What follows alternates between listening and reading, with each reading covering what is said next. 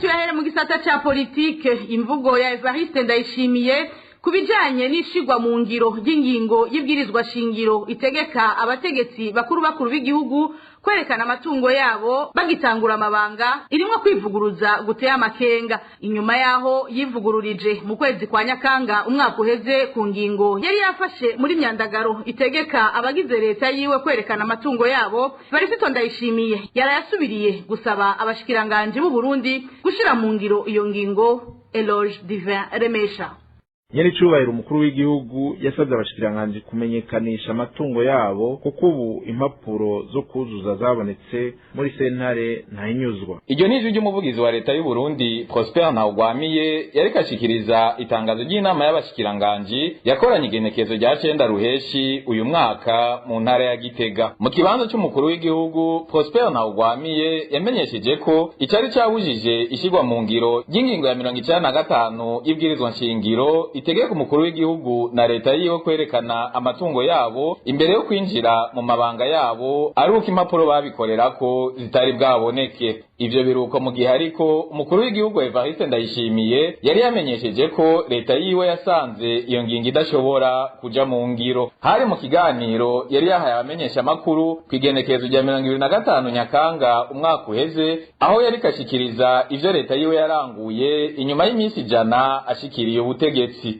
Umuntu wese arafise umutahe atangurana, nta numwe adafise umutahe we. N'umwana akivuka umutahe wiwe ndise. Mukamunyi muragura vyarukururana kandi wavutse utagira namba. None bacakoza ngo babikuye rero ubu utwebwe mbere twasanze bidatumbereye neza aho kurumba umuhini mushasha utera amabavu. Ku buryo tugiye ngo tujya tuvyarire twasanze nk'umuntu umashobora kumara nk'indwi yose atarabiheza. Tucatangwa ruti itunga ry'umuntu n'akabanga kiwe ubu nitwaheze ikiringo zoshora uti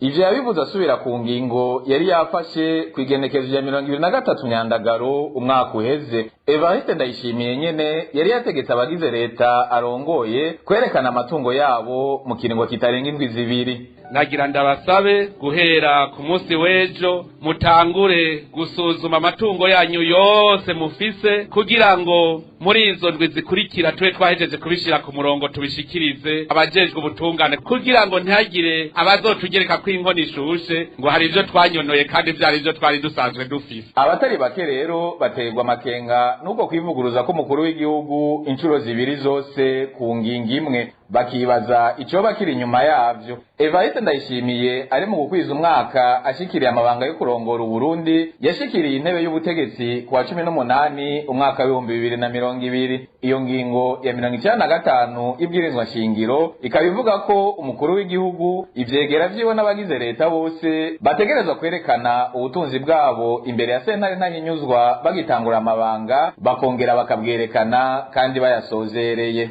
Eroge Divin Remesha arakenuye. Reka tubandanyirize mu gisata cy'ubutunzi.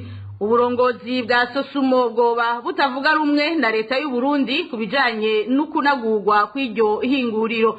Ni mu gihe abajejwe iryo hinguriro bamaze imisi bagura ivyuma n'amamashini mashasha, leta yo ikavuga ko hataragera. Iyi nkuru tuyibaze Eric Niyonzima. Kuva mu mpera z'umwaka uheze niho ubuyobozi bw'ihinguriro Sosumo bwatangura ibikorwa vyo kunagura iryo hinguriro. Imashini zine zo kurima, imashini 9 zo guseba ibikaju, imwe yo kugazura imigazo yaraguzwe, bongera basubiza itoti hinguriro mu kubishiramwo ivyuma bishasha bisubirira ivyari bihasanzwe. Ibikoresho bimwe vyashitse muri iryo hinguriro mu kwa 12 nyene, ibindi bikaba vyahageze mu kwezi kwa 4 guheze. Haraguzwe n'imashini itanga umuyaga nkuba Groupe Electrogene, kuko nk'uko isoko ryacu ribivuga iyo hageze sekeza yo kwimbura Sosumo itabikoresha umuyaga nkuba wa Regideso. Mu nama y'abashikiranganje heruka basanze bitari ngombwa ko Sosumo ibandanya yinagura kuko ngifise ibikoresho bimara igihe bitariko birakora kubera atamwimbu. Prosper Ntawugwamiye n'umunyamabanga akongera akaba n'umuvugizi wa leta. Kubijanye no kugura amamashini mashasha yo guhingura isukari, inama shikiranganje yasabye ko Sosumo yobanza kwerekana ko ifise umwimbu w'umurengera amashini ahari ubu adashobora guhingura kuko umwanya munini ayo mamashini aba yicaye. Isoko rya RPA muri Sosumo rivuga ko ivyavuzwe n'inama y'abashikiranganje muri iyo ndwi iheze ariko juragize iryo shira hamwe leta ubwayo niyo yatanze uburenganzira mu kwezi kw'icenda umwaka uheze. Kubw'iryo soko leta yari yasavye Sosumo kugura amamashini yose akenewe kugira ngo yagure indimiro n'umwimbu uve kw'itoni 200,000 uje kw'itoni 30,000. Tubamenyeshe ko abatwara Sosumo muri kino gihe bari kuva mu kwezi kwa gatandatu umwaka wa 2019 bagenywe n'umuhizi Petero Nkurunziza. Mu mwaka wa 2020 basubiye kwizerwa na Evariste Ndayishimiye ngo babandanye uwo murimo batanguye ukuyemwe umuyobozi ajejwe abakozi. Eric Niyonzima tugukengurukire mu buhinga bw'ivyuma batumirira amate tubandanyirize mu gisata c'imibano. Wa 13 Ruhenshi n'umunsi mpuzamakungu wahariwe banyamwema. Umunyamabanga mukuru wa ONU Antonio Guterres avuga ko intambwe isigaye ikiri ndende kugira hitabweho abanyamwema hongere kandi hanagwanywe ikumigwa bakoregwa. Kurikira Antonio Guterres yasubiwemwo mu rurimi rw'ikirundi na mugenzi wacu Eloge Divin Remesha. On International Albinism Awareness Day, I reiterate my solidarity with persons with albinism. This year's theme is strengthened beyond all odds. Kuri uno munsi wahariwe abanyamwema ndasubiye kwifatanya nabo mu kwerekana ko tubashigikiye. Ikivugo cy'uno mwaka ni gukomera muri vyose. Ni ikivugo cyatowe kugira herekanwe ukungene abanyamwema bakira ibibagoye no kungene bihangana. Ni ikivugo cyatowe kandi kugira herekanwe ko nabo nyene hari ibyo bashoboye gukora kugira bagwanye ukuntu babishiramo kutariko babakumira mbere bakanabahohotera. Hampande y'izo ntambamye ku buzima bwabo hamwe no ku mutekano, abarongoye amashirahamwe aserukira abanyamwema ntako batagira ngo bafashe abamerewe nabi. Biratanga inguvu kubona abanyamwema bariko barafata ikibanza kibagenewe mu bibanza byo gufata ingingo ku isi yose. Ivyo mbere bikaba binatuma hafatwa ingingo zifise akamaro. Aha twovuga nk'umugambi wo gufasha abanyamwema muri Afrika. Mbonereho akaryo ko gushima igikorwa cyakozwe n'umuhinga yigenga w'ishyirahamwe mpuzamakungu ONU cyerekanye n'agateka ka abanyamwema. Yamara ivyo gukora biracyari vyinshi. Harakenewe inguvu na cyane cyane mu kugwanya ubugwayi bw'abanyamwema hamwe no gutuza burundu ihohoterwa bakoregwa. Mfashe kano kanya ngo mpamagarire ibihugu byose hamwe n'imiryango y'ibihugu gukingira hamwe no kubahiriza agateka k'abanyamwema hampande yo kubafasha be no kubavuza. All nations and communities to protect and fulfill the human rights of all persons with albinism and provide necessary support and care. Ikivugo c'uno mwaka akaba ari gukomera muri vyose. Tukiri muri ico gisata nyene c'imibano mu Burundi naho nyene bifadikanije n'amakungu mu guhimbaza uwo musi. No musi ushitse abanyamwema bo mu Burundi babangamiwe na cancer y'urukoba. Ingwara imaze guhitana abarenga 16 kuva mu mwaka wa 2014. Iyi nkuru tuyibaze Eloge Kwizera.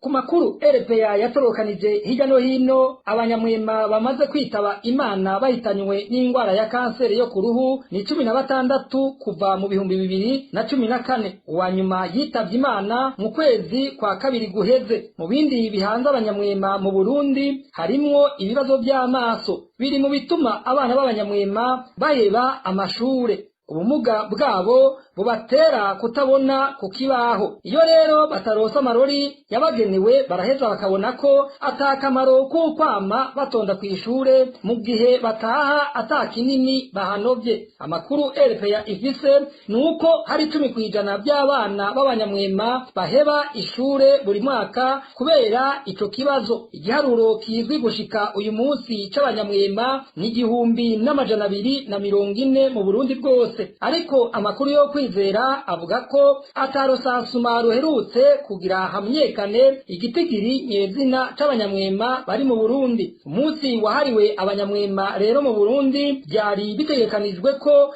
uhimbazwa mu nyubakwa y'ikigo c'abafaransa Institut Français inyuma ya saa sita. Kuri uyu munsi byari bitegekanijwe kandi ko banyamwema baronswa amavuta yo gukingira urukoba, amarori hamwe n'inkofero. Umukuru w'igisagara ca Bujumbura niwe byari byitezwe ko atera iteka ibyo birori. Eloge Kwizera arakenuye harakarusho kubijanye n'ingene abanyamwema bari basanzwe babayeho aho bahungiye mu ikambi y'impunzi ya Nakivale mu gihugu ca Uganda. Ubu bararonkejwe amashuri hafi yaho baba bakavugwa iyo banagwaye. Naho biruko abo banyamwema basaba abagira neza kubandanya babitwararika kubera ibibazo bifatiye ku bukene bicibonekeza.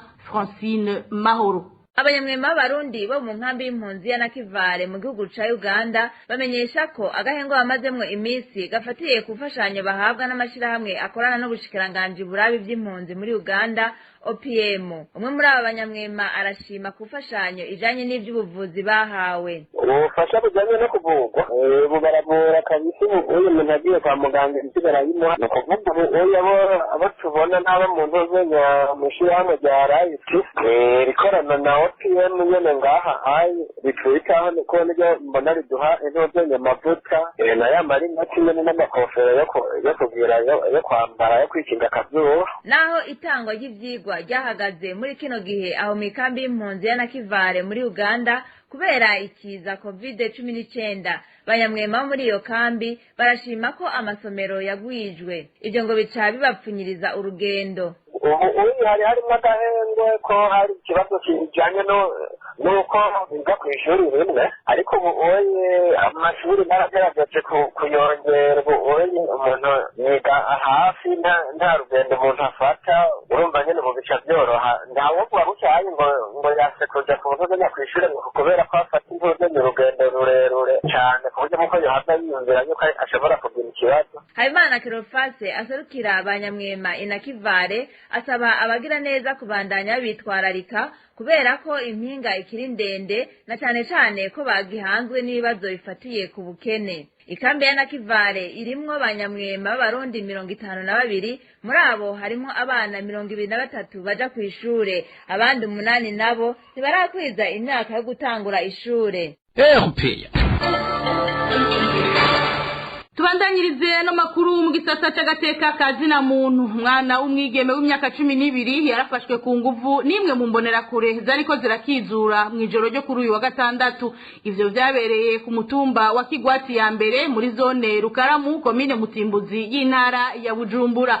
Abanyagihugu basaba ko nyene gukora ico caha muri kino gihe apfungiwe mu gasho ka zone Rukaramu yohanwa hakurikijwe amategeko. Emmanuel Niyungeko. Hari nk'ingeshi isaha zine z'ijoro kuri wa gatandatu aho imbonera kure Elize batazira amatoroshi yari kirakizura ku mutumba wa Kigwati ya mbere muri zone Rukaramu komine Mutimbuzi intara ya Bujumbura iri kumwe na bagenzi we. Haheza akanya gato nk'uko amasoko yacu aho muri zone Rukaramu abimenyesha, niho uwo mugabo batazira amatoroshi w'imyaka 32 yikura mu bandi yigirwa hirya ukwa wenyene. Ashitse kwibarabara rya gatandatu niho yahura n'umwana w'umukobwa w'imyaka 12 yari asohotse mu nzi wabo. Uwo mwana kubgayo makuru nyene yari asize nyina wiwe aryamye na riryango amaze igihe kitari gito akitswe n'amagara. Amaze kumubona Elize batazira amatoroshi yaciye amukangisha igiti kibaje bwa nkoho yari afise, acagira ko amubwira ko yihenze agashingura ikirenge aca amurasa. Mu nyuma rero nkuko makuru dufise abandanya bivuga, yambonera kure ngo yaciye ija ku rugi yugarana bari mu nzu aho uyu mwana asanzwe aba, maze acategekwa gupfukama. Imbere yo kumushurashuza ku nguvu, Elize batazira amatoroshi ngo yabanje kumufuka igitambara ku munwa kugira ngo ntabashe gukoma induru. Iyo mbonera kure ihejeje gukorera ayo mahano uwo mwana yaciye yihutira gusanga bagenzi we aho yari yabasize, ariko umwana nawe acashira urushi ku munwa. Bugingo induru ibaye nyinshi, izo mbonera kure zariko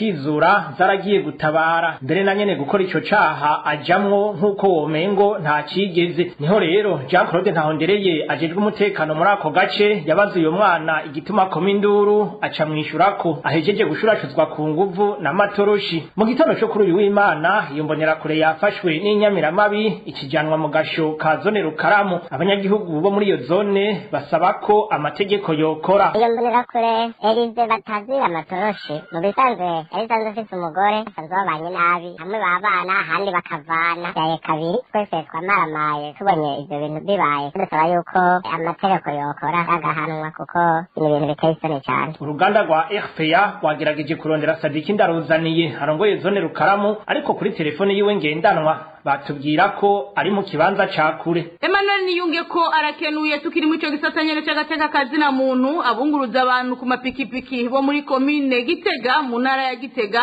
baridogera abarongoye iyo komine baguma babasaba amafaranga y'agasakisaki, bakavuga ko ayo mafaranga badashobora kuyaronka kuko ngo banagabanirijwe amasaha yo gukora kugira baronka ayo mafaranga. Dani Claire iratwumva.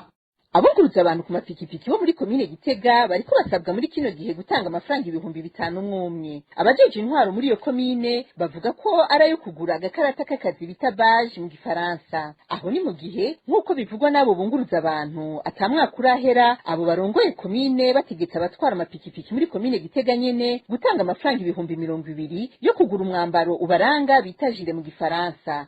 Ayo bakaba barayatanze kugira barekurirwe kubandanya bakora akazi kabo. Abo bunguruza abantu ku mapikipiki bidoga bavuga ko abarongoye iyo komine bariko barabananiza mu kazi kabo. Ayo mafaranga y'agasakisaki bakaba ngo aza yiyongera ku yandi mafaranga y'itagisi basanzwe bari hamwe ikomine. Ikibabaza abo bakora umwuga wo kunguruza abantu ku mapikipiki ngo nuko babasaba ayo mafaranga yose mu gihe haciye hafi ukwezi bagabanirijwe amasaha yo gukora. Ntibakirekuriwe kurenza isaha 12 z'umugoroba mu gihe bahora bashikana isaha 2 z'ijoro. Bagasaba abarongoye komine Gitega kubatezurira mu kubagabaniriza mu kubakuriraho ayo mafaranga bariko barasabwa y'ikarata y'akazi bakongererezwa umwanya wo gukora. Twarondeye Jacques Nduwimana arongoye komine Gitega ariko ntitwashoboye kumuronka. Dani Claire iratwumva arakenuye abanyagihugu bo ku mugwa mukuru w'intara ya Cibitoki cyane ababa mu makartier yegereye ihinguriro Buseko ni hoteli Mwarangabo bararajwe ishinga n'ugwamo ruturuka muri ivyo bibanza. Uretse ko rubabuza gutora agatiro ugwamo rw'amamashini y'iryo shira hamwe n'ugw'imiziki yumvikanira muri iyo hoteli ngo rutuma abagizi ba nabi cyane abasuma babasahura ataho baciye nikanda. Idonido na Onesime Dushimagize. Abo banyagihugu bo ku mugwa mukuru w'intara Cibitoke bavuga ko intambuko iva mw'ishirahamwe rihingura isima Buseko bahumeka ishobora kubakwegera indwara zitandukanye. Bemeza ko umukuru w'inama nshingamateka bigarutse ko mu rugendo yaherukamo muri iyo ntara aho yavuze ko babangamiwe agira ko abasaba ko boja kwipimisha ngo barabe uko amagara yabo yifashe. Ubwo rwamo rw'amamashini y'iryo hinguriro ngo rutuma abanyagihugu bataruhuka neza mw'ijoro naho ntibashobore gutora agatiro. Bavuga kandi ko n'imiziki yumvikanira mu hoteli Mwarangabo naho nyene itaborohereza kuruhuka cyane ku munsi wa gatandatu ijoro n'umurango no ku munsi w'Imana. Abo banyagihugu bo ku mugwa mukuru w'intara Cibitoke cyane begereye iryo hinguriro Buseko ni hoteli Mwarangabo bemeza ko urwo rwamo ruturuka muri ivyo bibanza rutuma abagizi ba nabi cyane abasuma babarara ku mugono mbere bikanaborohera kubasahura kuko ngo bisunga urwo rwamo bakabibata n'uwashikanda. Basaba umushikiranganji w'intwara yo hagati mu gihugu we yahagurukiye ababuza abandi gusinzira kutirengagiza ico kibazo ca Buseko n'iyo hoteli Mwarangabo bibabuza kugoheka. Onesime Dushimagize arakenuye. Umuhari MAP Burundi buhire uriyamiriza ihohoterwa rya kiremwa muntu igipolisi ca Tanzania cakoreye impunzi z'abarundi kuri uyu wa gatanu mu ikambi y'impunzi ya Nyarugusu.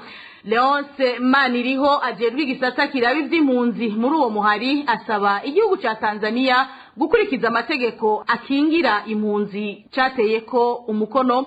Kurikira Leonce Maniriho aserukira igisata kirabi vy'impunzi muri MAP Burundi buhire. Ku munsi wa gatanu itariki 11 z'ukwezi kwa gatandatu muri uyu mwaka w'2021 mu ikambi y'impunzi y'Inyarugoso mu gihugu ca Tanzania irimwo abarundi n'abanyekongo bahahungiye harabaye uruhagarara aho abarundi baba bagize yegere biyamiriza ubutegetsi bw'ubwomekerano mu iyo kambi kuko bavuga yuko batari batoye uwo muntu bari babomekereyeko. Abategetsi ba Tanzania aho kumviriza ivyo bibazo bene wacu bafise no kugira ngo babikemure baciye babashushurira ko abapolisi nabo babiraramwo n'ivyotsi bikoroza amosozi barabakubita barabakomeretsa abandi barabafata barabafunga mbere gushika isaha tukaba tutazi n'igitigiri c'abapfunzwe n'ubuzima boba bariko barabamo.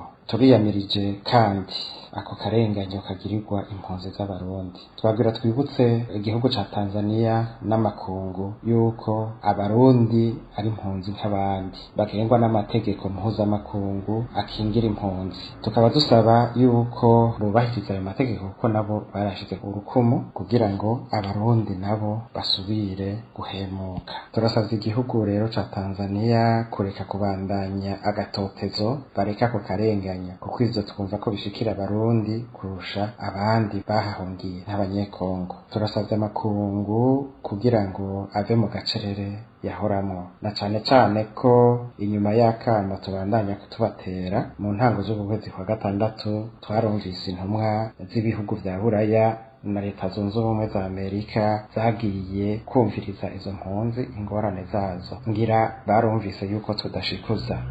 Tukaba dusaba yuko ivyo babonye ivyo babwiwe babitorera umuti mu maguru masha, na cane cane basabe igihugu ca Tanzania cubahirize amategeko mpuzamakungu yubahiriza impunzi. Tukaba dusaba kandi umuryango wubahiriza impunzi ku isi HCR kugira ngo nawo ukore uko ushoboye kugira ngo aya mabi abarundi bariko barabona mu gihugu ca Tanzania amenyekane kandi bagerageze kuyatorera umuti uko bashoboye.